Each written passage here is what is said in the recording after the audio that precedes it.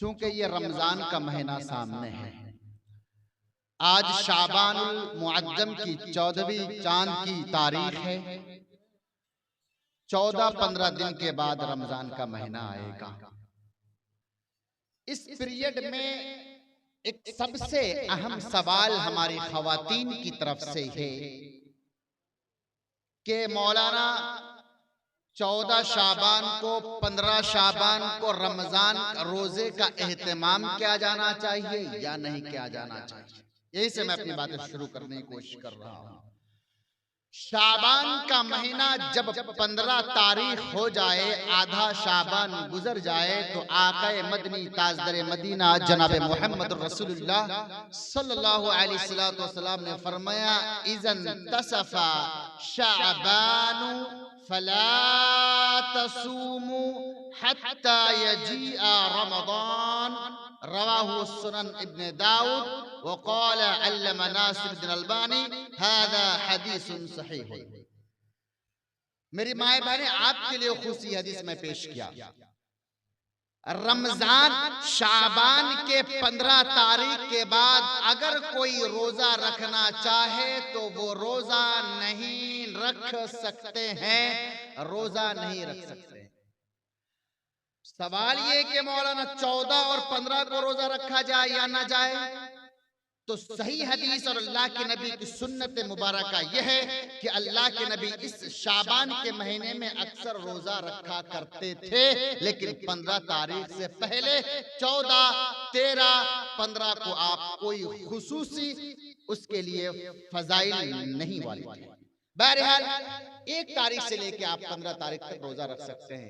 दूसरा सवाल यह है, औरतों की तरफ से अगर उनका रोजा छूटा हुआ है, कज़ा रोजा है, तो चाहिए कि वो इसी महीने में उस रोजा की भरपाई कर ले। जरूरी नहीं है कि वो शाबान की रोजा रखे, इसलिए कि शाबान के रोजे नफली रोजे हैं, लेकिन जो आपके रमजान के महीने में रोजे छूटे हैं वो फर्ज रोजे छूटे हैं, पहले उसे मुकम्मल किया जाए और उसके बाद अगर टाइम मिला तो शाबान के 1 तारीख से लेकर 15 तारीख के दरमियान आप जितना चाहे रोजा रख सकते हैं। आखिर में एक हदीस सही बुखारी हदीस नंबर 6306 आपके सामने बयान करूंगा। अलग चीजें मैं बयान करूं, हालांकि मेरा मौजू अलग है। अल्लाह के नबी जनाब मोहम्मद रसूलुल्लाह सल्लल्लाहु अलैहि वसल्लम ने फरमाया कि अगर कोई सुबह में सैयदुल इस्तिग़फ़ार पढ़ लेता है और दिन भर में अगर उसका इंतकाल हो जाता है, दाखिलल जन्ना, वो जन्नत में दाखिल हो गया। और अगर रात में अगर कोई सैयदुल इस्तिग़फ़ार पढ़ लेता है और पूरी रात के अंदर किसी वक्त उसका इंतकाल हो जाता है, दाखिलल जन्ना, वो जन्नत में दाखिल हो जाएगा। सैयदुल इस्तिग़फ़ार सभी को मालूम है, अल्लाहुम्मा अंत रब्बी ला इलाहा इल्ला अंत खलक़तनी व अना अब्दुक व अना अला अहदिक व वअदिक मस्ततअतु अऊज़ु बिका मिन शर्रि मा सनअत अबू लक बिनिअमतिका अलैया व अबू बिदम्बि फ़ग़फ़िर ली फ़इन्नहु ला यग़फ़िरु ज़ुनूबा इल्ला अंता। ये छोटी सी मुख्तसर सी दुआ है। मेरी माओ बहनों और मेरे भाइयों, आपसे मैं गुजारिश करूंगा कि इस दुआ को याद करें, सुबह को पढ़े, शाम को पढ़े। रब्बे काबा की कसम है, सही बुखारी हदीस नंबर 6306 अल्लाह के नबी फरमाते हैं कि अगर वो मर जाए वो जन्नत में चला जाएगा। कितनी बड़ी नेमत है। आइए, मैंने सूरह अल इमरान सूरह नंबर 3 आयत नंबर 92 आपके सामने पढ़ी है खुतबा मसनूना में, जिससे मौजू निकल के आता है सदका की क्या अहमियत है, इन्फाक फी सबीलिल्लाह की क्या फजीलत है। आज जो हम डोनेशन कर रहे हैं, इस मस्जिद को हमने 80 लाख रुपया दे दिया। धूमगढ़ और मुमैया वालों ने 80 लाख रुपया दे दिया। हमारी माओ ने हाथ की बालियां खोल के दे दी, नाक की नथनिया, कान की बाली खोल के दे दी। हमारे भाइयों ने जेब से पैसे निकल के रख दिए। What will be benefit for this donation? इस सदका के लिए हमारा फायदा क्या होगा? This is the important question. हमें जानना चाहिए कि सदका जो कर रहे हैं, क्या मौलाना जो दुआ दे रहे हैं उस दुआ की लालच में हम दे रहे हैं या इसका फायदा क्या होगा। आइए हम तिलावत करते हैं। देखिए आज मार्केट में बहुत सारी कॉइन आए हैं, बहुत सारी ट्रेड कंपनी आई है, लेकिन रब्बे काबा की कसम खा करके कहता हूँ, अल्लाह तबारक व तआला के रास्ते में सदका करने से जो बदला मिलता है, जो माल मिलता है, जो दौलत मिलती है, रब्बे काबा की कसम है, दुनिया के सारी ट्रेड कंपनी में अपने पैसे को लगा दो, लेकिन उतना मुनाफा कंपनी नहीं दे सकती जितना मेरा रब फायदा दे सकती है। आइए सूरह अल इमरान, आइए सूरह बकरा, सूरह नंबर 2 आयत नंबर 261, मसलुल लज़ीना युनफिकूना अम्वालहुम फी सबीलिल्लाह। अल्लाह तबारक व तआला ने उन लोगों की मिसाल बयान कर दी है जो लोग अल्लाह के रास्ते में अपने मालों को खर्च क्या करता है, जो लोग अपने मालों को अल्लाह के रास्ते में सदका क्या करता है, जो लोग गरीबों को सदका देता है, जो लोग बेवाओं को सदका दिया करता है, जो लोग यतीमों की परवरिश क्या करता है, जो लोग अल्लाह के घर की तामीर करने के लिए अपने पैसों को खर्च करता है, जो किसी यतीम का सहारा बनता है, उसका फायदा क्या होगा, उसकी मिसाल मेरे रब ने बयान फरमा दिया। मसलुल लज़ीना युनफिकूना अम्वालहुम फी सबीलिल्लाह। उन लोगों की मिसाल जो अपने माल को अल्लाह के रास्ते में सदका करता है, का मसली हब्बतिन, उन दाने की मिसाल है, उस पौधे की मिसाल है, हब्बतिन अम्बतत सबअ सनाबिला। मेरे भाइयों, मुमैया की मेरे नौजवानों, मेरे बुजुर्गों, मेरी माँ, तुम्हें मालूम है हर इंसान खेती करता है, जब वो मकई लगाता है खेत में जमीन को हटाता है, जमीन को फाड़ता है और एक दाने को डालता है, मेरा रब अर्श वाला उसी दाने से 7 बालियां पैदा कर देता है और उन 7 बालियों से 700 दाने मेरा रब पैदा कर देता है। का मसली हब्बतिन अम्बतत सबअ सनाबिला, उस दाने की तरह है जो 7 बालियों को उगाता है, सबअ सनाबिला फी कुल्ली सुम्बुलतिन मिअतु हब्बा, और हर दाने में, हर बाली में 100 बालियां 100 दाने पैदा कर देता है, यानी 700 दाने पैदा कर देता है।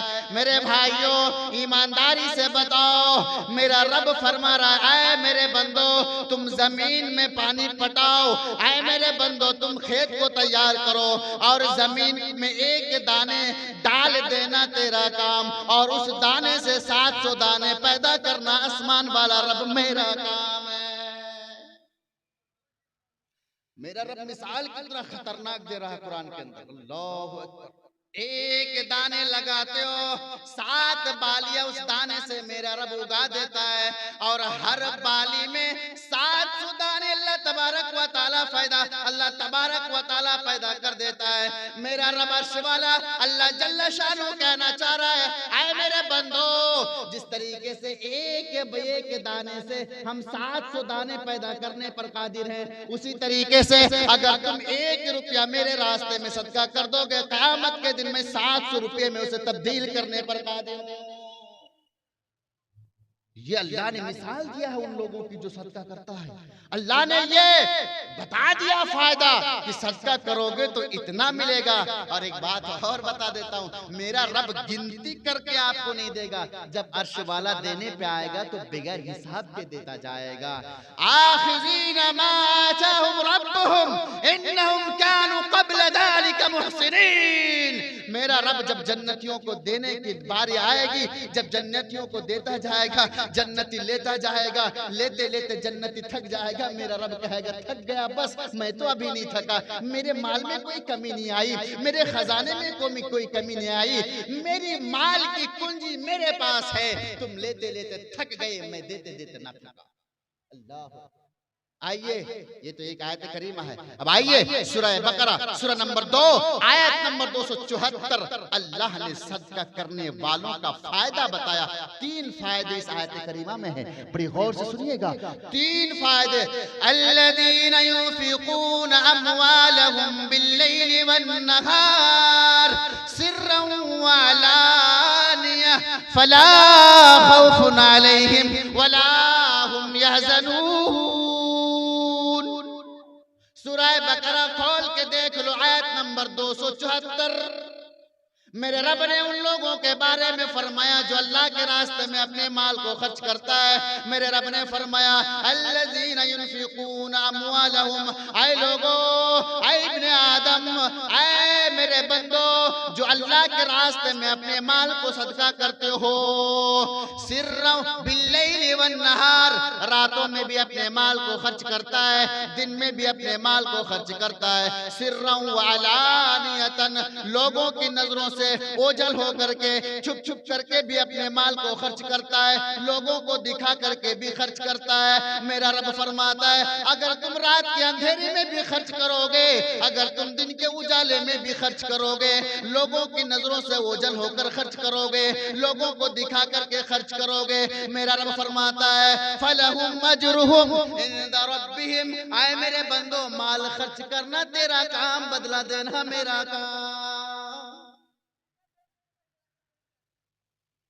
अर्श वाला कितना मेहरबान है, रात में भी खर्च करो तो अर्श वाला देख रहा है, दिन में खर्च करो अल्लाह देख रहा है।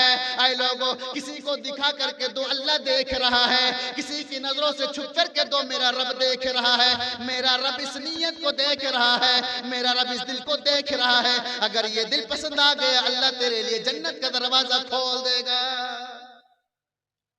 फलहुम अजरुहुम, अल्लाह तबारक व तआला उसे बदला अता फरमाएगा।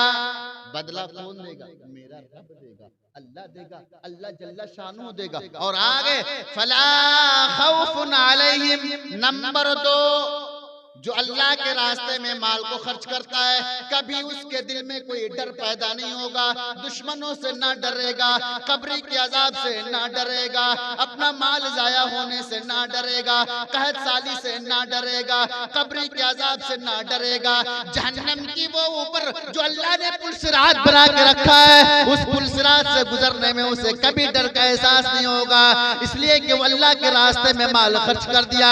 फला खौफुन अलैहिम वला हुम यहज़नून, मेरे रब फरमा रहा है कि कोई उससे डर नहीं। और तीसरा फायदा यह, तीसरा फायदा बड़ा गजब का फायदा, सदका करने वाले कभी सुना ही नहीं होगा। तीसरा फायदा सुनिए, पहला फायदा यह है कि जो सदका करता है अल्लाह तबारक व तआला उसे अपने हाथों से इनाम देगा, प्राइज देगा अल्लाह तबारक व तआला अपने हाथों से। और दूसरा फायदा कि कभी उसके दिल में कोई सी चीज की डर पैदा नहीं, कोई खौफ नहीं, कोई दहशत नहीं। और तीसरा फायदा, जो अल्लाह के रास्ते में माल खर्चा है, कभी वो डिप्रेशन का शिकार नहीं होगा। डिप्रेशन वला हुम यहज़नून, यहज़नून का मतलब गम।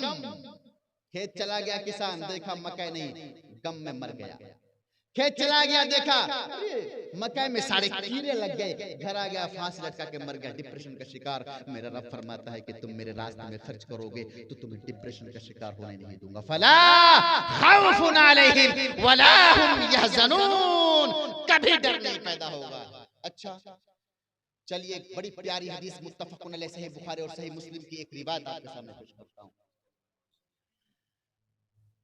सदका की बड़ी फजीलत है।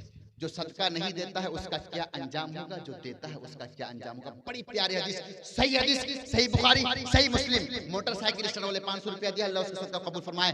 वअन अबी हुरैरा रज़ियल्लाहु तआला अन्हु क़ाल क़ाल रसूलुल्लाह सल्लल्लाहु अलैहि वसल्लम मा मिन यौमिन युस्बिहुल इबादु इल्ला फीही मलकान यंजिलान फयक़ूलु अहदुहुमा अल्लाहुम्मा आति मुनफिकन खलफन व यक़ूलुल आखर अल्लाहुम्मा आति मुमसिकन चलफन। रवाहुल बुखारी व मुस्लिम। हजरत अबू हुरैरा रज़ियल्लाहु ताला अन्हु बयान फरमाते हैं, अल्लाह के नबी जनाब मोहम्मद रसूलुल्लाह सल्लल्लाहु अलैहि वसल्लम ने फरमाया है कि हर रोज 2 फरिश्ते इस दुनिया में नाजिल होते हैं। मलिकान यंजिलान, 2 फरिश्ते हर सुबह को इस आसमानी दुनिया में आता है। फयक़ूलु अहदुहुमा, उन दोनों में से एक कहता है अल्लाहुम्मा आति मुनफिकन खलफन, ऐ अल्लाह आज जो तेरे रास्ते में सदका करेगा, ऐ रब्बे करीम ऐ अल्लाह जल्ला शाना, आज जो तेरे रास्ते में खर्च करेगा, ऐ अल्लाह तो उसकी माल में इजाफा फरमा देना। ऐ अल्लाह तो उसकी घर में बरकतें नाजिल फरमा देना। ऐ अल्लाह उसके घर से तमाम परेशानियों को दूर फरमा देना। ऐ अल्लाह उसकी बिजनेस में और उसके कारोबार में, उसकी तिजारत में बरकत अता फरमा देना। ओ मेरे भाइयों, दुआ कौन कर रहा है? दुआ फरिश्ते कर रहे हैं। अल्लाहुम्मा आती खलमुनफिकन खलफन, ऐ अल्लाह जो तेरे रास्ते में खर्च करेगा उसकी माल में बढ़ोतरी अता फरमा, उसकी तिजारत में बरकत अता फरमा, उसकी बिजनेस में फायदा अता फरमा। वयक़ूलुल आखर, और दूसरा फरिश्ता कहता है अल्लाहुम्मा आती मुमसिकन तलफन, ऐ रब्बे करीम जो तेरे रास्ते में आज खर्च नहीं करेगा उसकी माल को तू बर्बाद कर दे, उसकी तिजारत में तू नुकसान करा दे, उसकी औलाद को तू डिस्ट्रॉय कर दे, उसकी सारी चीजों को तू बर्बाद कर दे। मेरे भाइयों, ईमानदारी से बताओ, अर्श वाले के फरिश्ते दुआ कर रहे हैं, हर रोज दुआ कर रहे हैं, और फरिश्ते अपने रब के हुक्म के बगैर कोई दुआ करते नहीं है। अब जिसके हक में दुआ कर दे वो कामयाब, जिसके हक में दुआ ना करे वो नाकाम, बर्बाद, ध्वस्त हो जाएगा। मेरे भाइयों, अल्लाह के रास्ते में सदका कीजिए।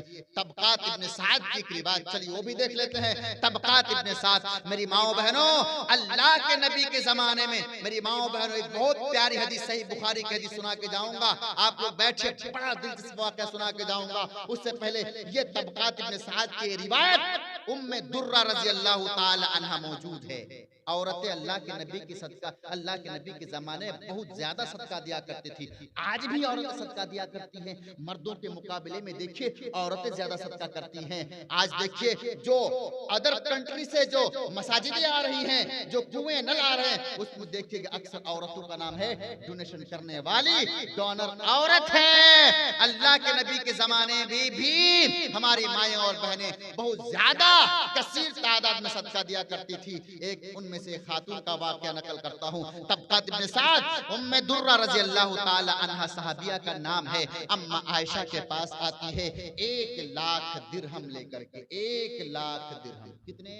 1 लाख दिरहम। नहीं समझ में आया मौलाना दिरहम क्या है? चूंकि आज दीनार चलता नहीं है, दिरहम चलता नहीं है हमारे इंडिया में, तो इंडियन करेंसी, भारतीय सिक्के मुद्रा के मुताबिक अगर आप 1 लाख दिरहम को देखेंगे तो 22,53,454 रुपये 50 पैसे। 22 लाख रुपये, अल्लाह अकबर, 22 लाख रुपये उम्मे दुर्रा रज़ी अल्लाह ताला अन्हा अल्लाह के नबी के पास अम्मा आयशा रज़ी अल्लाह ताला अन्हा के पास लेकर के आ गई। अम्मा आयशा, ये 1 लाख दिरहम हमने अल्लाह के रास्ते में दे दिया। अम्मा आयशा, मदीना के गरीबों में तकसीम कर दो। अम्मा आयशा, मदीना की बेवाओं के दरमियान तकसीम कर दो। अम्मा आयशा, जो मजबूर है, जिन्हें इन पैसों की जरूरत है, कोई यतीम है जिन्हें खाना नहीं मिल रहा है, बेवा है, अपनी बच्चों को लेके परेशान है, शौहर नहीं है, सर का ताज खत्म हो गया। अम्मा आयशा, उन्हें 1 लाख दिरहम दे दो। मेरे भाइयों, उम्मे आयशा, हजरत आयशा रज़ी अल्लाह ताला अन्हा उन 1 लाख दिरहम को असर से लेकर के मगरिब के दरमियान गरीबों में तकसीम कर दिया। अम्मा आयशा ऐलान करती हैं, ओ मदीना के मजबूरों, ओ मदीना के मिस्किनों, ओ मदीना के यतीमों, वो मदीना के मजबूरों, जिनको माल की जरूरत है वो मेरे पास आ जाओ, जिनको खजाने की जरूरत है वो मेरे पास आ जाओ। अल्लाहू अकबर, क्या कहना अम्मा आयशा रज़ी अल्लाह ताला अन्हा का। एक औरत आई, अम्मा आयशा ने उसे उठा के दे दिया। दूसरी आई, अम्मा आयशा ने उठा के दे दिया। तीसरा आया, अम्मा आयशा ने उठा के दे दिया।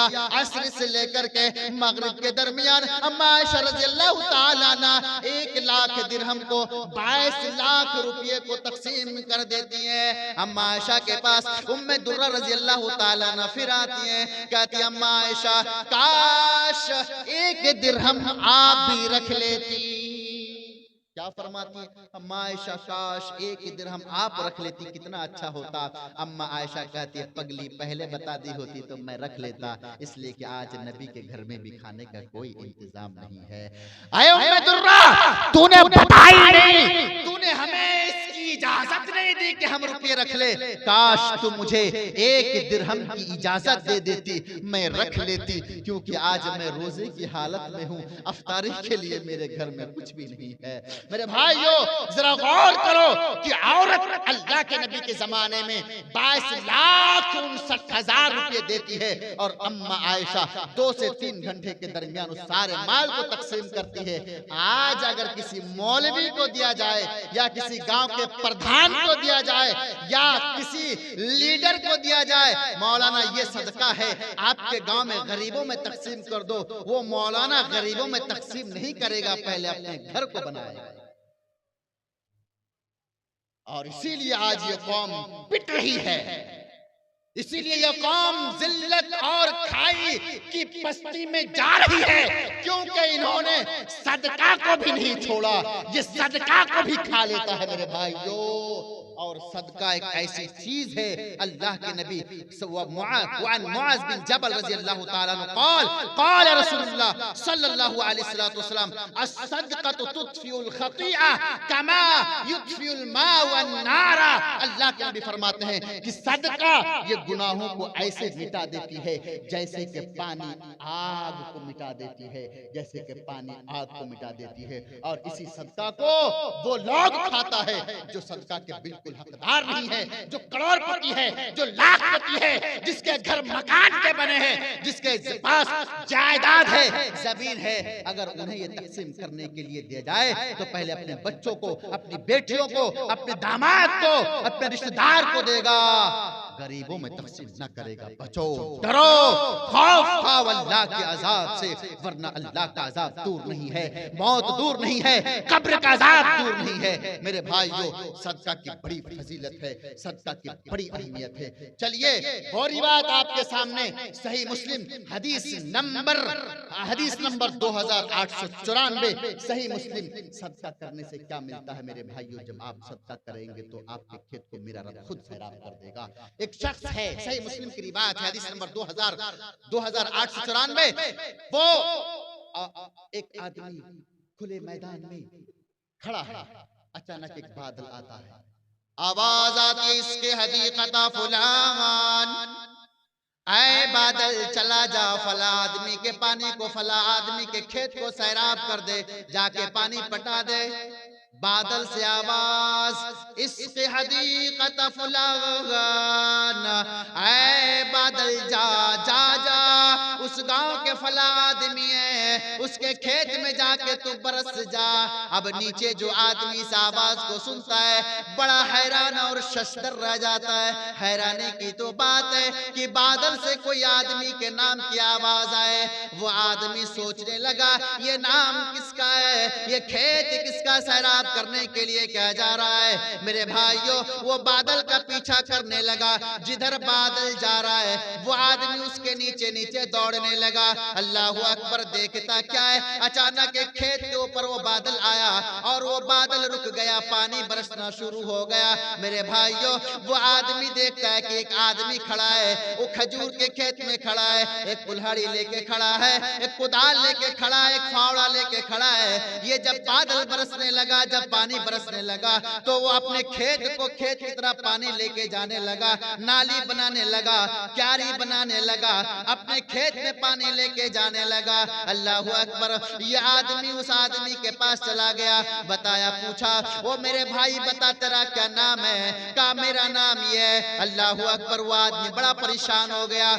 मेरे भाई, ये बादल जो तेरे खेत में आया और पानी दे के चला गया, तेरे खेत को सैराब करके चला गया, मैंने इस बादल से तेरा नाम सुना है। आए मेरे भाई बता, तू कौन सा अमल करता है, तू कौन सी नेकी करता है, तू अल्लाह को कैसे राजी करता है, तू अर्श वाले को कैसे खुश करता है? क्या आज बादल आया और तेरे खेत को सैराब करके चला गया? तेरे पड़ोसी में खेत है, तेरे चारों तरफ खेत है, उधर पानी ना गया, तेरे खेत में पानी आया, ना इधर गया ना उधर गया, करता तू क्या बता?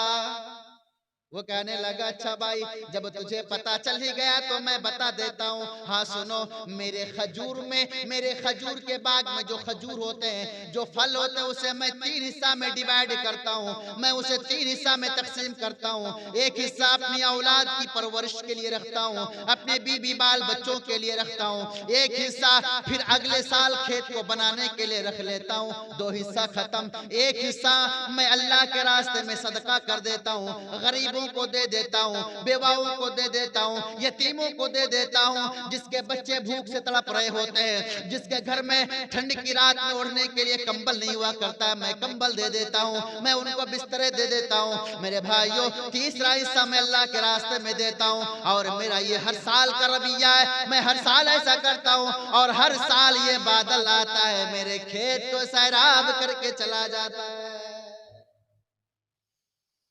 मेरे भाइयों, जब अल्लाह को खुश करने के लिए सदका दोगे तो अल्लाह भी तुझे खुश होकर के तेरी मदद करेगा, तेरे कारोबार में बरकत दे देगा, तेरी तिजारत में बरकत अता फरमा देगा। अगर किसी को दिखाने के लिए करोगे तो फिर अल्लाह तबारक व तआला तेरा कोई बेड़ा पार नहीं करेगा। अल्लाह तबारक व तआला सूरह अल इमरान सूरह नंबर 3 आयत नंबर 92 में फरमाता है, लन तनालुल बिर्रा हत्ता तुनफिकू मिम्मा तुहिब्बून। ऐ मेरे बंदो, ऐ मेरे बंदो, तुम नेकी को नहीं पहुंच सकते। लन तनालुल बिर्रा, हरगिज हरगिज हरगिज तुम नेकी को नहीं पहुंच सकते हो जब तक तुम उन चीजों का अल्लाह के रास्ते में ना खर्च कर दो जो तेरे दिल के करीब है, जो तुझे सबसे ज्यादा पसंद है। जब जो तुम्हें सबसे ज्यादा पसंद है, अगर उसे अल्लाह के रास्ते में खर्च करोगे तो अल्लाह तुझे बदला अता फरमाएगा। आज होता क्या है, ज़कात निकलने की बारी आई, सबसे खराब जो माल होता है, मौलवी साहब ये हमने ज़कात के माल निकाल के रख दिए, लेके चले जाओ। वो खराब जिसमें मिट्टी मिले होते हैं, जिसमें धूल मिले होते हैं। अच्छा, सदका देने की बारी आती है, अगर कोई फकीर आ गया, मस्जिद में जुमा नमाज पढ़ने जाते हैं, वहाँ चंदे दिए जाते हैं। अगर जेब में हाथ डाला, अगर 100 रुपया आ गया, 100 रुपया नहीं, 100 रुपये नहीं दिया जाएगा। कोई फकीर आ गया मांगने के लिए, अल्लाह के नाम पे दे दे। फकीर हमारे और आपके पास आता है, कोई मजबूर आता, मेरे भाइयों आता हमारे पास क्यों है? इसलिए कि अल्लाह ने हमें माल दिया है, उसे अल्लाह ने माल ना दिया है। दुआ करो कि अल्लाह ने आपको मोहताज ना बनाया है। दुआ करो कि अल्लाह ने आपको हाथ फैलाने वाला बंदा ना बनाया है। दुआ करो कि अल्लाह ने आपको देने वाला बनाया और अल्लाह को उस हाथ में देने वाला बनाया जो आपके नीचे रहेगा। मेरे भाइयों, और देने वाला हाथ लेने वाले हाथ से ज्यादा बेहतर होता है। आइए वो बातें आपको बता के चलूं। मैं ऑस्ट्रेलिया की सरजमीन पर एक शख्स पैदा होता है जिसका नाम है अली बनात। ऑस्ट्रेलिया की सरजमीन पर उम्र 28 साल, 28 ईयर्स ओल्ड।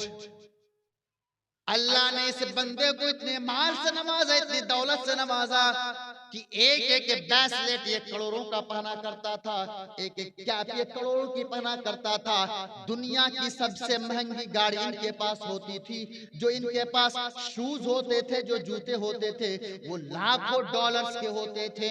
अल्लाह अकबर, इतना बड़ा कारोबार और इतनी बड़ी बिजनेस के मालिक, और अल्लाह ने इसे इतना मालदार बनाया, इतना अल्लाह ने इतना अल्लाह से माल दिया था कि ये इसके पास तमाम चीजों की माल थी, तमाम चीजों की दौलत अल्लाह ने इसे नवाजा था और अय्याशी की राह पे चल पड़ा था। मेरे भाइयों, आज भी हम नौजवान हैं, अल्लाह अगर किसी को माल दे दे, अय्याशी की जिंदगी गुजारने लगता है। माल अल्लाह ने दे दिया, अब नमाज पढ़ने की जरूरत नहीं है। दौलत अल्लाह ने दे दी है, अब अल्लाह के सामने झुकने की जरूरत नहीं है। अल्लाह ने माल दे दिया है, अब ना मौलवी से मतलब, न मसाजिद से मतलब, न मदारिस से मतलब। अली बनात 28 8 years old, अल्लाह ने इसे इतना माल दिया। मिसाल मैंने आपके सामने दे दिया, जब 28 साल की उम्र होती है, अचानक इनको बीमार पड़ती हैं, सर चकराता है, हॉस्पिटल में एडमिट कराया जाता है, डॉक्टर के पास लेके जाता है, डॉक्टर बता देता है कि इसे कैंसर की बीमारी है, और वो भी लास्ट स्टेज में इनकी कैंसर है। यानी अब ये 6 या 7 महीने की जिंदगी इसके पास बची है। 6-7 महीने के बाद इनका दिल धड़कना बंद हो जाएगा, इनकी रूह निकल जाएगी, इनकी आत्मा इनके जिस्मों से निकल जाएगी, ये मृत्यु हो जाएगा। 6-7 महीने के बाद ये अली बनात मर जाएगा।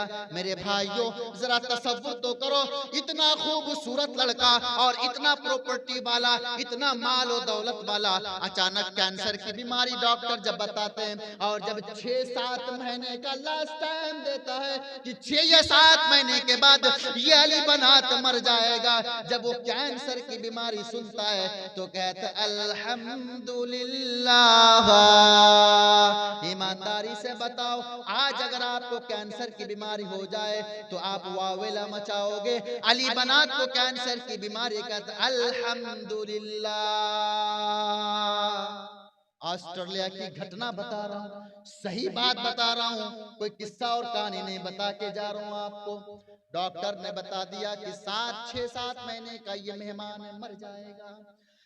अब अली बनात दोस्तों के पास आया, अब उसका माइंड इस बात की तरफ आ गया कि हमने जो माल कमाया, जो दौलतें कमाई, ये माल का क्या बनेगा, ये दौलत का क्या बनेगा, इस माल को मैं अपना कैसे बनाऊंगा, इस माल को मैं अपना कैसे बनाऊंगा। किसी दोस्तों से पूछा, कहा कि अली बनात 6 साल तक तो जिंदा रहोगे, उसके बाद 6-7 महीना तक जिंदा रहोगे, मर जाओगे, चलो अय्याशी में गुजार ले, चलो शराब पिएंगे, अय्याशी करेंगे और अपने इस माल को खर्च कर देंगे। अली बनात को ये बात पसंद न आई। अली बनात एक मौलवी के पास जाता है, एक आलिम के पास चला जाता है और पूछता है, मौलाना हमने जो माल कमाया, अल्लाह ने जो दौलत दी है, इस दौलत को मैं मरने के बाद भी अपने पास देखना चाहता हूँ, इसका कोई रास्ता बताओ, इसका कोई हल बताओ। मौलाना कहते हैं, हाँ इस्लाम में इसका रास्ता है, इसकी गुंजाइश का क्या है, बताओ जल्दी, मेरे को बेचैनी पड़ी हुई है। कहा अली बनात, अल्लाह ने जो माल तुझे दिया है, अल्लाह ने जो दौलत तुझे दी है, इन तमाम मालों को गरीबों में तकसीम कर दो, यतीमों में तकसीम कर दो, अल्लाह का घर बना दो, यतीमों के लिए मदरसे बना दो, बेवाओं के लिए घर बना दो, स्कूल और मदरसे बना दो। अल्लाह की कसम है, ये माल तुम ऐसे खर्च करो, सदका करो, मरने के बाद अल्लाह तुझे इससे बढ़ाकर क्या अता करेगा। अल्लाह अकबर। अली बनात को ये बात पसंद आ गई। अली बनात ऑस्ट्रेलिया की सरजमीन से उठता है और अफ्रीका की जंगलात पे चला जाता है। अफ्रीका जहां मुस्लिम लोग रहते हैं और काले रंग के होते हैं अफ्रीका में, वहां के मुस्लिम बड़े गरीब होते हैं, बड़े गरीब होते हैं। मेरे भाइयों, इनको ये बात बता दी गई, चले जाओ अफ्रीका, वहां बहुत सारे मुसलमान हैं और जो गरीब हैं, जो यतीम है, जो बेवा है, उनके दरमियान माल को तकसीम करो। अली बनात ऑस्ट्रेलिया से अफ्रीका की सरजमीन पे आते हैं और आकर के मदरसे बना दिए, मस्जिदें बना दिए, गरीबों के रहने के लिए घर बना दिया। अल्लाह अकबर।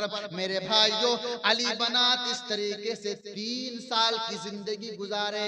डॉक्टर ने बताया 6 या 7 महीना तुम जिंदा रहोगे। अली बनात जब इन मालों को अल्लाह के रास्ते में खर्च करना शुरू कर दिया, अली बनात 3 साल तक जिंदा रहे। ईमानदारी से बताओ, अगर यहाँ पर कोई डॉक्टर है तो उन्हें पता होगा, अगर किसी इंसान को कैंसर जैसी मुहलिक बीमारी हो जाए तो वो आदमी धीरे धीरे बिगड़ जाता है, उनके जिस्मों से गोश्त खत्म हो जाता है, बिस्तर पर उनकी हड्डियां सिर्फ पड़ी रहती हैं, हड्डियों के अलावा कुछ नहीं होता है। और वो हड्डियां जो हमेशा चीखते और चिल्लाते रहेगा, वो आदमी वावेला मचाता रहेगा, चिल्लाता रहेगा, दर्द से तड़पता रहेगा। लेकिन अली बनात को इस तरीके से कोई परेशानी नहीं आई है। मेरे भाइयों, अली बनात ने उनको बना दिया। अल्लाह के नबी जनाब मुहम्मद रसूलुल्लाह सल्लल्लाहु अलैहि वसल्लम ने फरमाया, दाऊ मर्जाकुम बिस्सदका, ऐ मेरी उम्मत के लोगों, तुम अपने मरीजों का इलाज सदका के जरिए से करो। अगर कोई बीमार है तो सदका करो, ठीक हो जाएगा। दाऊ मर्जाकुम बिस्सदका, सदका से अपने मरीजों का इलाज करो। अली बना 3 साल तक जिंदा रहे और उनकी सेहत अच्छी होती गई। अब सुनिए मजे की बात, अली बना जब 6-7 महीना गुजर गए तो अली बना अब रात में बिस्तर में चले गए। अब बिस्तर में सो गए। अली बना सोच रहा है आज मेरी आखिरी रात है, आज रब से मुलाकात हो जाएगी, आज मेरी आखिरी रात है, शायद आज मेरे रब से मेरी मुलाकात हो जाए।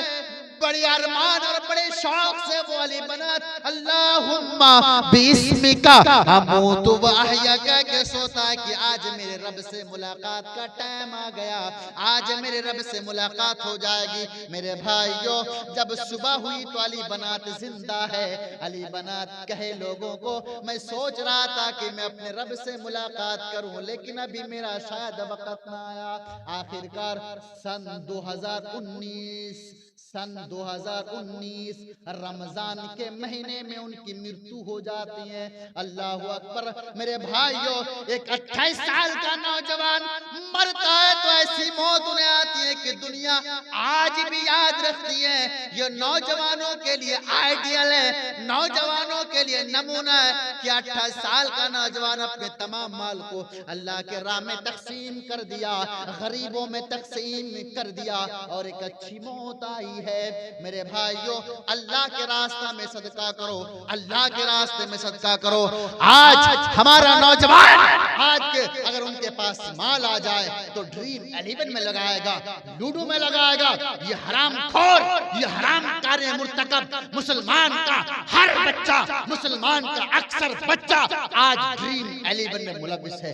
तौबा करो, तौबा करो। इन्नमल खम्र वल मैसिर वल अज़लाम वल अंसाब रिज्सुम मिन अमल शैतान। उठाओ कुरान, मेरे रब ने फरमाया है कि ये जुआ हराम है, हराम है, हराम है, ये शैतान का अमल है। खुदा न खास्ता रब्बे काबा की कसम खा करके कहता हूँ कि अगर अल्लाह ने आपको ड्रीम 11 में अगर फतह दे दिया, अगर आप विनर हो गए, उस माल से जो आप खाओगे वो हराम का खाओगे, अपने बच्चों को खिलाओगे तो हराम का खिलाओगे। गोया कि आप भी हराम का खा रहे हो, अपने बच्चों को भी हराम का खा रहे हो। बड़े खुश हो रहे हो कि हमारा पैसा लग गया, हम बड़े अमीर बन गए। लानत है तुम पे, अल्लाह की लानत, फरिश्तों की लानत, कुरान की लानत, शरीयत की लानत, अल्लाह के मखलूक की लानत तुझे पड़ेगी और इसका बदला तुझे इसी दुनिया में देखना पड़ेगा। और अगर इस दुनिया में नहीं तो कम से कम तुझे मलिकुल मौत और कब्र इसका मजा तुम्हें जरूर बताएगी। जो कब्र हमेशा कहती है अना बैतुत तुराब, अना बैतुद दूर, ये कुरान, ये कब्र कहती है कि मैं कीड़े मकोड़े का घर हूँ, मैं मिट्टी का घर हूँ। दुनिया में जब तक तेरे जिस्मों के अंदर जान है खूब मजे मारो, लेकिन जब मेरे पास आओगे तो तेरी हड्डी पसली एक करके मैं रख दूंगी। मेरे भाइयों, ये कब्र हमसे दूर नहीं है। ये आत्मा जब हमारे अंदर से निकल जाए, हमें लोग उठा के कब्रों में फेंक देंगे, फिर हिसाब किताब शुरू। मन रब्बुक मा दीनुक मन नबियुक। अगर वो इंसान ईमानदार नहीं है, मुसलमान तो है लेकिन ईमानदार नहीं है, कहेगा हाँ हाँ ला आदरी, मुझे नहीं मालूम, उसी वक्त आपकी कुटाई शुरू हो जाएगी और इतने जोर से फरिश्ते मारेंगे, इतने जोर से मारेंगे कि सिवाय इंसान और जिन के इस पूरी ब्रह्मांड, पूरी कायनात और पूरी संसार में अल्लाह ने जितने मखलूकात पैदा किए हैं, तमाम मखलूकात उसकी चीख की आवाज को सुनेगा। मेरे भाइयों, अल्लाह के नबी जनाब मोहम्मद रसूलुल्लाह सल्लल्लाहु अलैहि वसल्लम के इरशाद है, कब्र में जो अजाब दिया जा रहा है, अगर ये इंसान को दिखा दिया जाता तो इंसान अपने बाप को कब्र में नहीं रख सकता, इंसान अपने बीवी को कब्र में नहीं रखता, इंसान अपने मुर्दे को ऊपर छोड़ देता है। मेरे भाइयों, आज हम हैं और आप हैं, जरा जरा सी बातों पे अपने अंदर इख्तिलाफ, इंतशार और हम आज ग्रुप्स में बटे होते होते हैं मेरे भाइयों, इत्तेहाद कायम करो। अल्लाह तबारक व तआला सूरह अल इमरान सूरह नंबर 3 आयत नंबर 103 में फरमाता है, वातसिमू बिहब्लिल्लाहि जमीअन वला तफर्रकू। ऐ मेरे बंदो, हमने तुझे पैदा फरमाया है, सुनो, तुम अल्लाह की रस्सी को मजबूती के साथ थाम लो, यानी कुरान को, शरीयत को तुम मजबूती से थाम लो, और तुम फिरके में मत बटो, फिर तुम अलग अलग मत हो जाओ, वरना तुम अगर आज अलग हो गए तो कल गैर मुस्लिम तुम पे चढ़ के तुम पे हुकूमत करेगी, तुम्हें अपने घरों से निकालने पे मजबूर होना पड़ेगा। मेरे भाइयों, ये इंतशार, ये इख्तिलाफ, ये शरीयत से दूरी का नतीजा है। मुत्तहिद हो तो बदल डालो निजामे गुलशन, वरना मरो कटो, शोर मचाते क्यों हो। एक हो जाए तो बन सकते हैं खुर्शीद मुबीन, वरना इन बिखरे हुए तारों से क्या बात बने। तुम करोड़ों की तादाद में हो, अगर तुम बिखरे हुए हो, तुम्हारे अंदर इंतशार है, तुम्हारे अंदर फूट है, तो दुनिया तुम्हें एक एक करके पकड़ के काटेगी। तुम चिल्लाओगे, तुम्हारा कोई मदद करने वाला नहीं होगा। सदका की बड़ी फजीलत है मेरे भाइयों, सदका करो। एक शख्स है, अल्लाह के नबी जनाब मोहम्मद रसूलुल्लाह। आइए, चूंकि वक्त ज्यादा हो रहा है, माओ बहनों के लिए एक हदीस सही बुखारी की एक हदीस आपके सामने पेश करता हूं, उसके बाद इंशाल्लाह मैं अपनी बातें खत्म करूंगा। सदका करना चाहिए मेरे भाइयों। सदका क्या होता है? किसी को देख के मुंह होता है, क्या है, अगर कोई हमारी तरफ देखता है तो मुंह को बाहरी कर दे, मेरा दुश्मन जा रहा है, मेरा दुश्मन जा रहा है। अल्लाह के नबी फरमाते हैं, जब किसी को देखो तो मुस्कुरा, तो ये मुस्कुराना तुम्हारे लिए सदका है, सदका है। आइए, सही बुखारी की वो रिवायत, हदीस नंबर 1303 1303। उम्मे सुलैम एक खातून का नाम है, उम्मे सुलैम, शौहर का नाम है अबू तलहा रज़ियल्लाहु अन्हु। मेरी माए बहनें, इस हदीस को सुन के जाइएगा मेरे भाइयों। एक औरत है, नाम है उम्मे सुलैम रज़ियल्लाहु ताला अन्हा, शौहर का नाम है अबू तलहा रज़ियल्लाहु ताला अन्हु। इनके घर में एक बच्चा पैदा हुआ जिसका नाम है अबू उमैर। उमैर, अल्लाह के नबी से अबू उमैर कह के पुकारा करते, या उमैर मा फ़अलन नुग़ैर, इसे ऐसे कहा करते थे। उम्मे सुलैम रज़ियल्लाहु ताला अन्हा के घर में एक बच्चा है, बीमार पड़ जाता है। अबू उमैर तबीयत खराब हो जाती है, इलाज के लिए कोई रुपये नहीं, कोई पैसे नहीं, कोई इंतजाम नहीं। डॉक्टर को बुलाएगा, दवा की जरूरत है, इनके पास पैसे नहीं। सुबह हो जाती है, सुबह होने के बाद अबू तलहा रज़ियल्लाहु ताला अन्हु अपनी बीबी को ये बात कह देता है, ओ मेरी बीबी उम्मे सुलैम, मेरे बेटे का देख रेख कर लेना, मैं काम करने के लिए जा रहा हूँ, कुछ वहां से रुपये मिल जाएंगे, उसी रुपये से मैं डॉक्टर को लेके आऊंगा, अपने बेटे की दवा लेकर के आऊंगा, अपने बेटा के इलाज करा लूंगा। मेरे भाइयों, जरा गौर करो, अगर आजकल हमारा बेटा, आपका बेटा अगर बीमार पड़ जाए तो कितनी परेशानी हमें होती है, क्योंकि आपका बच्चा बिस्तर में पड़ा हुआ है, आपकी बेटी तबीयत खराब है, बुखार है, वो बड़ा मजबूर है, और आपके पास अगर रुपये नहीं हो, पैसे नहीं हो इलाज के लिए, तो कितना आपके बेचैनी बढ़ जाएगी, आप परेशान हो जाओगे। उम्मे सुलैम रज़ियल्लाहु ताला अन्हा, उनके शौहर अबू तलहा सुबह को उठ के अपने घर से चले जाते हैं, मजदूरी करने के लिए चले जाते हैं। मजदूरी करने के लिए जब निकलते हैं, थोड़े दूर जाते हैं, घर में जो बेटा छोड़ के जाता है, उस बेटा का इंतकाल हो जाता है। जिस बेटे के लिए पैसे कमाने के लिए जा रहा है, जिस बेटे की इलाज के लिए रुपये कमाने के लिए जाता है, वो बेटा इंतकाल कर जाता है। मेरे भाइयों, कोई मोबाइल का जमाना नहीं, कोई टेक्निकल का पीरियड नहीं, अब चला गया तो चला गया, आएगा शाम में वापस। इधर सुनिए, हजरत उम्मे सुलैम रज़ियल्लाहु ताला अन्हा अपने मरे हुए बेटे को एक सफेद कपड़ा में लपेट करके घर के एक कोना में रख देती हैं। अपने लख्ते जिगर, अपने नूरे नजर, अपने लाडले बेटे को अपने आंखों के सामने मरता हुआ देख रही है कि मेरा बेटा मर गया, मेरा लाल मर गया। मामा कहने वाला मेरा बेटा मर गया। अल्लाह अकबर। मेरी माँ बहनों जरा गौर से सुनो, उस बेटे को वो माँ उम्मे सुलैम एक सफेद कपड़ा में लपेट कर घर के एक कोने में रख देती हैं। बाप को क्या पता कि मेरा बेटा मर चुका है। अब उम्मे सुलैम ये रोती भी नहीं है, हाँ आंखों में आंसू तो जरूर है क्योंकि बेटा मर गया है, लेकिन जोर जोर से नहीं रोती जिस तरीके से आजकल हमारी माएं रोती हैं। सब्र का मुजाहिरा करती हैं। किताबुल जनाइज की रिवायत है, सब्र का मुजाहिरा वो माँ करती है। उम्मे सुलैम अपने बेटे को सफेद कपड़े में लपेट कर घर के कोना में रख देती है और शौहर के आने का इंतजार कर रही हैं। अल्लाह अकबर। उसी हालत में शौहर के लिए खाने का इंतजाम भी कर डाली। उसी हालत में वो नहाई, साफ हुई और नए कपड़े पहन ली। एक नई दुल्हन जिस तरीके से सजती है उस तरीके से उम्मे सुलैम अपने शौहर के लिए सजी, अपने शौहर के लिए तैयार हुई। शाम का वक्त है, शाम का वक्त है। अब अबू तलहा काम से वापस घर में जब आता है, घर में जब एंट्री मारता है तो उम्मे सुलैम कहती है अस्सलामु अलैकुम व रहमतुल्लाह। आए मेरे शौहर सलाम मुबारक हो। चेहरे में हंसी लाई, थोड़ी सी मुस्कुराई। मेरी माँ बहनों, मेरे भाइयों जरा गौर करो, अगर किसी का बेटा मरा हुआ है उसके सामने, क्या उनकी आंखों में आंसू वो रोक पाएगी? क्या उनके चेहरा में खुशी आ सकती है? लेकिन नहीं, उम्मे सुलैम की आंखों में आंसू भी खत्म हो गई और उम्मे सुलैम खुश भी हो गई, मुस्कुराई, अपने शौहर को वेलकम की, अपने शौहर का इस्तकबाल किया, शौहर को लेके आया, अंदर लेके आया। अल्लाह अकबर।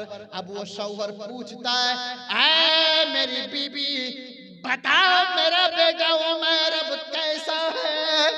बाप अपना बेटा को छोड़ के जाता है, मरीज है, बीमार में मुबतला था। जब बाप वो शाम में मजदूरी करके आता है तो सबसे पहले पूछता है अरे मेरी बीबी मेरा बेटा के बारे बताओ, अरे मेरी बीबी ये बता मेरा बेटा मेरा लाल कैसा है, मेरा लख्त जिगर कैसा है? मैंने तो अपने बेटे को बीमारी में छोड़ के गया था, अब मेरा बेटा कैसा है बता। मेरे भाइयों, उम्मे सुलैम का जवाब सुनो मेरी माओ बहनों। उम्मे सुलैम कहती अल्हम्दुलिल्लाह, पहले से आराम है, अब वो बड़े सुकून में है, बड़े आराम में है, बड़ी राहत में है। अल्लाह अकबर। चलिए आप अंदर चलिए। बाप है क्या करना है बता, मेरा बेटा कहाँ है? मेरा बेटा आज दिख नहीं रहा है। जब भी मैं बाहर से आता घर तो मेरा बेटा दौड़ के आता, अब्बू अब्बू कह करके मेरे सीने से चिपक जाया करता था। आज मेरा बेटा नहीं आया, बता मेरा बेटा कहाँ है? बीबी बार बार समझा रही है, उम्मे सुलैम बार बार समझाने की कोशिश कर रही है। आए मेरे सर का ताज, आए मेरे शौहर, आपको परेशान होने की जरूरत नहीं है, आपका बेटा सही सलामत है, पहले से आराम है। अल्लाह अकबर। वो औरत वो उम्मे सुलैम खाना लगाती है, टेबल पे खाना लगा दी। अल्लाह अकबर। और वो खाना तनाउल फरमा ली, खाना खा लिया। खाना खाते खाते फिर पूछ रहा है अबू तल्हा मेरी बीबी मेरा बेटा अभी तक नहीं आया, कहाँ है मेरा बेटा? फिर वही बात हो रही बड़े आराम से। अल्लाह अकबर। ये बात है मियां बीबी की चल रही है, मेरा रब अर्श पर देख रहा है इस औरत की सब्र जमील को, मेरा रब देख रहा है। अल्लाह अकबर। खाना खाने के बाद अब चूंकि बीबी बड़ी दुल्हन बनी हुई है, आवाज सही कीजिए भाई, मेरी बीबी नई कपड़े नया कपड़ा में मौजूद है, नई नबीली दुल्हन की तरह सजी है। अब उसको साथ रात गुजरने का मन हुआ, यानी सोहबत करने का मन हुआ। बीबी तो चाह ये रही थी उम्मे सुलैम कि मेरा शौहर पहले घर में आए, खाना खाए और फिर मेरे साथ सोहबत करें, मेरे साथ रहे, सोहबत करें। इसलिए सोहबत करने के बाद जो दिमागी उलझने वो सारा दूर हो जाएगा, टेंशन खत्म हो जाएगी, थोड़ी परेशानी खत्म हो जाएगी। औरत हो तो ऐसी नेक औरत इसी को कहा जाता है, तमाम तकलीफों के बावजूद भी अपने शौहर का इस्तेकबाल करती हैं। और आजकल की माओं को आजकल की बहनों को देखो, शौहर अगर 3-4 महीने के बाद भी अगर वो बम्बई, दिल्ली और सूरत से वापस आता है तो बीबी को देखता है कि गंदे कपड़े में वो बैठी हुई है, गंदे कपड़े में। यानी उस बीबी के पास इतना भी वक्त नहीं कि अपने शौहर के लिए तैयार हो जाए, उस शौहर के लिए जो कमाने गया था इसीलिए कि इसे खिलाया जाए, जो बाहर इसीलिए गया था कि इसे खिलाया जाए। मेरे भाइयों, उम्मे सुलैम रज़ी अल्लाह ताला अन्हा अपने शौहर को बुलाती हैं और सोहबत इख्तियार करती हैं। सोहबत करने के बाद गुस्ले जनाबत करती हैं। गुस्ले जनाबत करने के बाद, सही बुखारी की रिवायत है, गुस्ले जनाबत करने के बाद उम्मे सुलैम अपने शौहर से एक सवाल करती हैं, आए शौहर ये बता, अगर आपके पास कोई अमानत रखे और वो अमानत फिर वो मांग के लेके चला जाए तो क्या आपको कोई तकलीफ होगी? उम्मे सुलैम कुर्बान जाऊं तुझ पर, आए अबू तलहा ये बताओ, अगर तुम्हारे पास कोई अमानत रखे और वो अमानत फिर कुछ दिन के बाद वापस ले ले तो क्या तुझे तकलीफ होगी? शौहर कहता है नहीं, मुझे कोई तकलीफ नहीं होगी, मुझे कोई एतराज नहीं होगा, उसका माल था लेके चला गया, हमें उसमें तकलीफ की क्या बात है। अब सुनिए, जब खाना पीना हो गया, जब गुस्ले जनाबत भी हो गया और जब ये सवाल जवाब भी हो गया, अब ये जवाब सुनने के बाद उम्मे सुलैम की आंखों में आंसू के पानी बहने लगे। उम्मे सुलैम इतनी देर तक बर्दाश्त करती रही, अब उनकी आंखों में आंसू जारी हो गए, जारो कतार रोने लगी। ऐ मेरे शौहर, हाँ हाँ, अल्लाह ने हमें एक अमानत दिया था बेटी की शक्ल में, अल्लाह ने एक बेटा अता फरमाया था, एक अमानत अल्लाह ने हम दोनों को दिया था। वो बेटा जब आप घर से निकल गए तो अल्लाह ने उस अमानत को वापस कर लिया, अल्लाह ने उस बेटा को ले लिया है। आए मेरे शौहर, आए अबू तलहा, जब आप घर से निकले थे तभी मेरा बेटे का इंतकाल हो गया, मेरा बेटा मर गया, अब हमारा उमैर इस दुनिया में नहीं है, अभी अल्लाह के पास चला गया। मेरे भाइयों, जब अबू तलहा रज़ी अल्लाह ताला अन्हु ने बीबी के इस जुमला को सुना, जब बेटे की मौत की खबर सुना, अबू तलहा बड़े गुस्से में आ गए अपने बीवी पर। कितने बदबख्त औरत है तू कि मेरा बेटा मर के पड़ा हुआ है और मैं सोहबत कर रहा हूँ, मेरा बेटा मर के पड़ा हुआ है और मैं बड़े आराम से बैठ के खाना खा रहा हूँ। है मेरे बीबी, ये क्यों तुमने क्या? है मेरी बीबी, मैं अल्लाह के नबी के पास जाके शिकायत कर दूंगा। मेरे भाइयों, वो अबू तलहा कहने लगे, बता मेरा बेटा कहाँ है? बीबी इशारा कर रही है, मेरे सर का ताज। अबू तलहा, वो सफेद दुपट्टे में जो तुम्हें नजर आ रहा है, वो सफेद कफन में जो तुम्हें नजर आ रहा है, वो कोई और नहीं, वो हमारा लाडला, वो हमारा प्यारा सा बेटा, वो हमारा अबू उमैर पड़ा हुआ है, ये उसकी लाश पड़ी है, ये उमैर मर चुका है। अबू तलहा बाप है मेरे भाइयों, एक बाप इस दर्द को अपने दिल में ला सकता है, एक माँ है जिसका बेटा है वो इस दर्द को समझ सकता है, ये इस कुर्ब को समझ सकता है कि जब बेटा मर जाए, जब बेटी मर जाए, वो बेटा जो बाबा बाबा कह करके पुकारा करता था, वो बेटी जो अब्बू अब्बू कह करके पुकारा करती थी, वो बेटा जो अपने सीने में चढ़ करके खेला करती थी, वो औलादें जब हम कहीं से आते अपने घर में एंट्री मारते तो चिपक जाती थी, बाबा आया बाबा आया बाबा आया। जब उसकी मौत हो जाए, जब उसकी डेथ हो जाए, जब उसकी मृत्यु मृत्यु हो जाए, जब उनके शरीर से आत्मा चला जाए, आत्मा निकल जाए, तो एक बाप को तकलीफ कितनी होती है। मेरे भाइयों, अबू तलहा दौड़ के चले गए अपने उस बेटे के पास, अबू उमैर को अपने हाथ में ले लिया। अल्लाह अकबर, अल्लाह के नबी के पास पहुंच गए। अल्लाह के नबी, मेरा बेटा मर चुका है। आए अल्लाह के नबी, अब क्या होगा?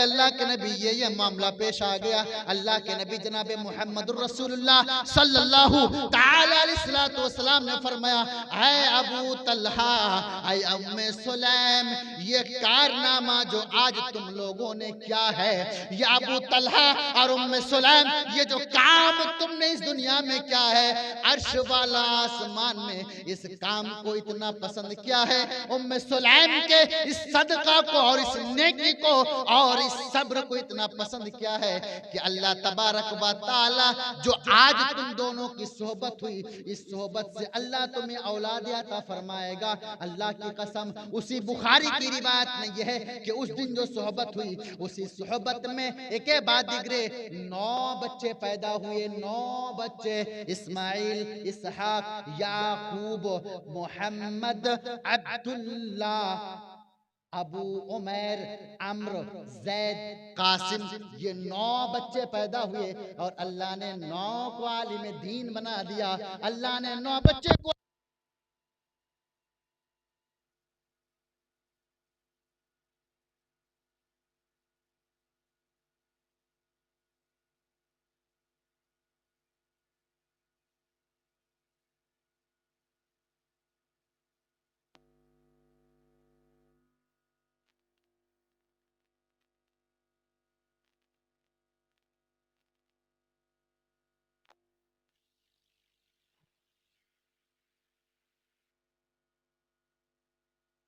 करना पड़ेगा।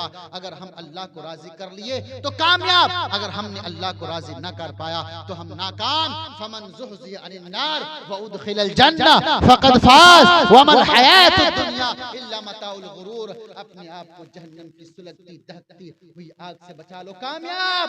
और जहन्नम की आग से जो अपने आप को ना बचा पाया वो नाकाम। आइए, सदका के सिलसिले में बहुत सारी हदीसें हैं। एक हदीस आपके सामने पेश करता हूं। अल्लाह के नबी फरमाते हैं, ये हदीस कुदसी है और सही बुखारी की रिवायत है, यब्न आदम अनफिक उनफिक अलैका, ऐ इब्ने आदम, तुम अल्लाह के रास्ते में खर्च करो, तुझ पर अल्लाह खर्च करेगा। अल्लाह के रास्ते में खर्च करोगे तो अल्लाह तुम पर खर्च करेगा। और अल्लाह तबारक व तआला ने फरमाया, ऐ नबी, अपनी उम्मत के लोगों को बता दो, अल्लाह के रास्ते में माल खर्च करने में कभी कमी नहीं करो। अल्लाह के रास्ते में जितना माल खर्च करोगे अल्लाह तुम्हें उतना अता फरमा देगा। मेरे भाइयों, आजकल होता क्या कि माल हम अल्लाह के रास्ते में देते बड़ी चालाकी करते हैं। आज कंपटीशन होता है वॉलीबॉल का, क्रिकेट का, आज कंपटीशन दौड़ का होता है, आज कंपटीशन अलग अलग किस्म का होता है। कभी सदका का भी कंपटीशन हुआ आज के जमाने में, अल्लाह के नबी के जमाने में सदका का कंपटीशन हुआ। अल्लाहु अकबर।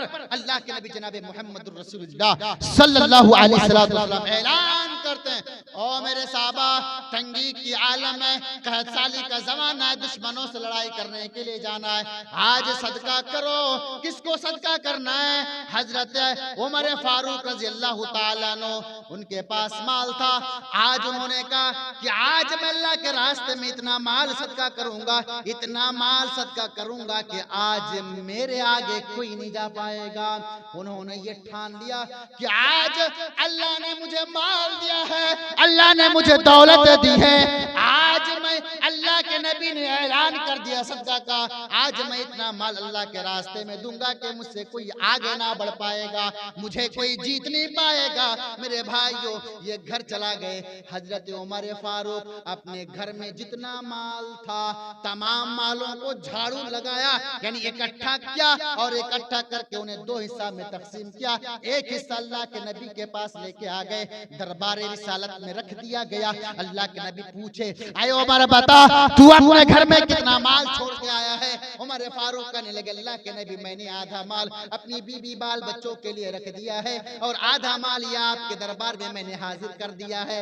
हजरत उमर फारूक मन मन में बड़े खुश थे कि आज मुझसे कोई आगे नहीं चला जाएगा, आज मुझे कोई सदका करने में जीत नहीं पाएगा। इतना माल आज अल्लाह के रास्ते में मैंने जितना दे दिया है कोई दे नहीं पाएगा। इतने में पीछे पीछे अल्लाह के नबी के सहाबी हजरत अबू बकर सिद्दीक रज़ी अल्लाह ताला अन्हु अपने कांधों पे माल उठा करके लेके आ गए। दरबार रिसालत में माल को रख दिया। अल्लाह के नबी पूछते हैं, अय अबू बकर बता तू अल्लाह के रास्ते में क्या लाया है और अपने घर में क्या छोड़ के आया है? हजरत अबू बकर रज़ी अल्लाह ताला अन्हु फरमाने लगे, अय अल्लाह के नबी मेरे घर में जितना माल था तमाम माल को मैं इकट्ठा किया और तमाम माल को आपकी दरबार में हाजिर कर दिया है। अय अल्लाह के नबी मैंने अपने घर में सिर्फ अल्लाह और उसके रसूल को रख के आया है, खाने के लिए कोई चीज मैंने छोड़ा नहीं है। अल्लाह के नबी फरमाते हैं, आए अबू बकर जिस घर में अल्लाह और उसके रसूल हो उस घर में कभी फाका नहीं पड़ा करता है। अबू बकर इस बात को जब बताया तो हजरत उमर फारूक को हजरत अबू बकर के गले को पकड़ लिया। हजरत अबू बकर के पास आ गए, कहने लगे, अबू बकर तेरे साथ मेरा मुकाबला नहीं हो सकता। अबू बकर मैं चाह कि आज तुझसे जीत जाऊं, आज फतह पालूं, लेकिन अबू बकर आज के बाद मैं तेरे साथ कभी मुकाबला नहीं करूंगा। मेरे भाइयों इस तरीके से कंपटीशन हुआ करते थे, इस तरीके से प्रतियोगिता हुआ करता था उस जमाने में कि लोग सदका देने के लिए आगे आते थे और अपने घर से पूरा माल लेकर के आया करते थे। आज इस मुमैया की सरजमीन पर अल्लाह के घर को तामीर करने के लिए अहब्बुल बिलाद इलल्लाह मसाजिदुहा व अबगज़ुल बिलाद इलल्लाह अस्बाकुहा। अल्लाह के नबी फरमाते हैं अल्लाह के नजदीक सबसे पसंदीदा जगह दुनिया में अल्लाह का घर यानी मस्जिद हुआ करती है और सबसे बदतरीन जगह बाजार हुआ करता है। इसलिए बाजार में ज्यादा बैठ के चाय पिया मत करो, बाजार में बैठ के ज्यादा गप्पेबाजी मत क्या करो, बाजार में बैठ के ज्यादा अय्याशिया मत क्या करो, टाइम पास मत क्या करो, इसलिए कि बाजार अल्लाह को नापसंद है। जरूरत है जाओ आ जाओ। अब गजुल बिलाद इल्लल्लाह अस्वाकुहा, इस पूरी संसार और इस पूरी धरती की जमीन में सबसे नापसंदीदा धरती अल्लाह के नजदीक बाजार हुआ करता है। मेरे भाइयों अहब्बुल बिलाद इल्लल्लाह मसाजिदुहा, अल्लाह की नजर में सबसे अच्छी जगह सबसे अच्छी संस्था अगर कोई है इस जमीन पर तो अल्लाह का घर हुआ करता है। आज 80 लाख रुपया आप लोगों ने दे दिया, ये अल्लाह का घर बना दिया। एक मुख्तसर सी बातें करके जा रहा हूँ, आपने ये जो सदका दिया मिलेगा क्या? ये जो सदका दिया इसके बदले में क्या मिलेगा? सीधी सी अगर बात मैं करूँ तो आपको अल्लाह स्वर्ग देगा, अल्लाह आपको जन्नत देगा। टेढ़ी बेढ़ी ना बता के सीधा मैंने आपको बता दिया अल्लाह आपको जन्नत देगा। आखिरी बात सही मुस्लिम हदीस नंबर 194, बड़ी लंबी हदीस है। आखिरी लाइन फजीलतुल शेख जनाब मौलाना अब्दुल रहमान अनवर साहब बैठे हुए हैं। सही मुस्लिम हदीस नंबर 194, लंबी हदीस है। आखिरी लाइन आखिरी चैप्टर आखिरी सतर में ये बात लिखी गई है, जन्नत मिलेगी। हम और सुनते हैं ना, ये काम करो जन्नत, ये काम करो जन्नत, ये जन्नत जन्नत जन्नत जन्नत जन्नत, मस्जिद जन्नत, मदरसे जन्नत, सब जन्नत। रोजा करोगे जन्नत, माँ बाप की खिदमत करोगे जन्नत, इबादत करोगे जन्नत, अल्लाह के घर में दोगे जन्नत। लेकिन जन्नत है क्या चीज? What is the paradise? ये डिफिनेशन क्या है? ये जन्नत की परिभाषा, स्वर्ग की परिभाषा क्या है? हमें और आपको पता नहीं है। एक बात आखिरी बात चतुर्वेदी साहब तशरीफ फरमा चुके हैं, आखिरी बात सही मुस्लिम की वो रिवायत सुन लीजिए। अल्लाह के नबी फरमाते हैं जन्नत कितना बड़ा हो, जन्नत कितना बड़ा होगा, यानी जन्नत तो अल्लाह देगा लेकिन जन्नत में जो घर देगा वो घर कितना बड़ा होगा। कोई बता सकता है? यहां से यहाँ लोग बैठे नहीं बता पाया, कोई नहीं बता। जन्नत में जो घर देगा वो कितना बड़ा होगा, इस हदीस से आप समझिए। और अल्लाह के रास्ते में जो आपने सदका किया है, जो आपने एक लंबी लिस्ट बनाई है, जो आपने बाकी लिखवा है, इस मस्जिद को तामीर कर दो, पैसे दे दो, आपको मांगने की ना जाना पड़े कि बार बार आपके पास कोई गांव की जिम्मेदारी। ऐसा नहीं होना चाहिए, वरना फिर आपका सदका देना बेकार हो जाएगा। इस बात को भी आप नोट कर लीजिए। जन्नत अल्लाह दे देगा, ठीक है, जन्नत में जो अल्लाह घर देगा और उस घर का कितना कुशादा होगा, कितना बड़ा होगा, समझिए। जन्नत में घर कितना बड़ा होगा आप समझिए। हम और आप जो घर बनाते हैं, चौखट लगाते हैं, घर पे चौखट लगाते हैं। चौखट की दूरी 1 से 1.5 फीट, ज्यादा से ज्यादा 2 फीट, उससे ज्यादा नहीं, 2.5 फीट 3 फीट। दरवाजा जो घर में हम आप रूम से जो लगाते हैं, उसकी दूरी 2.5 से लेकर के 3 फीट तक दूरी होती है। जन्नत में जो कमरा मिलेगा, उस कमरे में जो चौखट होगी, उस चौखट की दूरी, एक चौखट से दूसरी चौखट की दूरी इमामुल अंबिया ताजदार मदीना सरवरे कौनैन सल्लल्लाहु अलैहि वसल्लम ने फरमाया, एक चौखट से दूसरी चौखट की दूरी मक्का से लेकर के हजर तक या मक्का से लेकर के बसरा तक। ये क्लियर हो गया अरबी वर्ड, मक्का से लेकर के हजर या मक्का से लेकर के बसरा तक। अब इसको क्लियर करें कि ठीक है मौलाना, मक्का से बसरा की दूरी और मक्का से हजर की दूरी कितनी है? मक्का से बसरा की दूरी 1160 किलोमीटर, मक्का से कूफा की, मक्का से बसरा की दूरी 1160 और मक्का से बसरा की दूरी 1200 किलोमीटर। कितना नहीं समझ में आ गया? मक्का से बसरा की दूरी 1160 किलोमीटर। पता ये चला कि जन्नत में जो रूम मिलेगा और उस रूम में जो चौखट होगा, एक चौखट से दूसरी चौखट की दूरी तकरीबन 1200 किलोमीटर। 1200 किलोमीटर। यहां से पटना 300 किलोमीटर, 1200 किलोमीटर। अब सोचिए, जब जन्नत की चौखट की दूरी 1200 किलोमीटर है तो जन्नत के रूम कितने बड़े बड़े हैं? हमारा रूम बड़ा होता है, दरवाजा छोटा होता है। ऐसी जन्नत में भी होगा, दरवाजा छोटा, रूम बड़ा, दरवाजा 1200 किलोमीटर, एक चौखट से दूसरी चौखट की दूरी, तो रूम्स कितने बड़े होंगे मेरे भाई। तो अल्लाह का घर बना दिया आपने, अल्लाह आपको जन्नत दे देगा। मन बना लिल्लाहि मस्जिदन बनल्लाहु लहु बैतन फिल जन्नह व फिल हदीस सानी मन बना फिल जन्नति मन बना मस्जिदन बनल्लाहु लहू फिल जन्नह औ बैतन। कई हज़रत उस्मान बिन मज़ऊन से रिवायत मौजूद है, ए अरबी का वर्ड चेंजिंग के साथ आई है कि जो इस दुनिया में अल्लाह का घर बनाएगा, अल्लाह जन्नत में घर बनाएगा। ईंटे का घर बनाओ, चूने का घर बनाओ, लोहे का घर बनाओ, मिट्टी का घर बनाओ, टट्टी का घर बनाओ, मेरा रब कहता है तुमसे मस्जिद बना दो, मर के आ जाओ, जन्नत में तेरे लिए घर बना दूंगा। अल्लाह तबारक व तआला से दुआ है, या रब्बल आलमीन, जितने लोगों ने सदका दिया है अल्लाह उनकी सबका को कबूल फरमा। अल्लाह जितने लोग बैठे इतनी देर तक सुने हैं, अल्लाह उनके बैठने को सुनने को कबूल अता फरमाए। अल्लाह जो मुमैया की सरजमीन पर यहाँ के जो लोग इंतकाल फरमा गए, किसी की माँ, किसी के बाप, किसी की बीवी, किसी के भाई, किसी के वालिदैन इंतकाल कर गए, किसी के छोटे छोटे बच्चे अल्लाह कब्र में सो रहा है, अल्लाह अगर उन्हें कब्र में कोई अजाब हो रहा है, अल्लाह तेरा घर तामीर कर रहा है, इसके सदके, इस सदके के बदौलत अल्लाह उन्हें माफ फरमा, उनके कब्र के अजाब को दूर फरमा। अल्लाह मुसलमानों की हालत को ठीक फरमा। अल्लाह हमें नमाजी बना। अल्लाह हमें रोजा आ रहा है, अल्लाह मुकम्मल तौर से हमें रोजे के इत्माम करने की तौफीक अता फरमा। आखिरी बात मेरी माओ बहनों से याद रखिएगा, 15 तारीख से पहले, यानी आज 14 तारीख है, थोड़ी देर के बाद 15 तारीख हो जाएगी चांद का शाम में, उसके बाद आपको रोजा नहीं रखना है। अगर आपकी छुटा हुआ रोजा है कज़ा तो आप रख सकते हैं, लेकिन शाबान की 15वीं तारीख की फजीलत की बुनियाद पर आप रोजा रख रहे हैं तो आप ये गलत कर रहे हैं। इसमें ना रूह वापस आती है, ना इसकी कोई खास फजीलत है, नहीं है, नहीं है, नहीं है। अल्लाह हमें सही हदीस पर अमल करने की तौफीक अता फरमाए। आमीन। अस्सलामु अलैकुम व रहमतुल्लाहि व बरकातहू। वालेकुम अस्सलाम।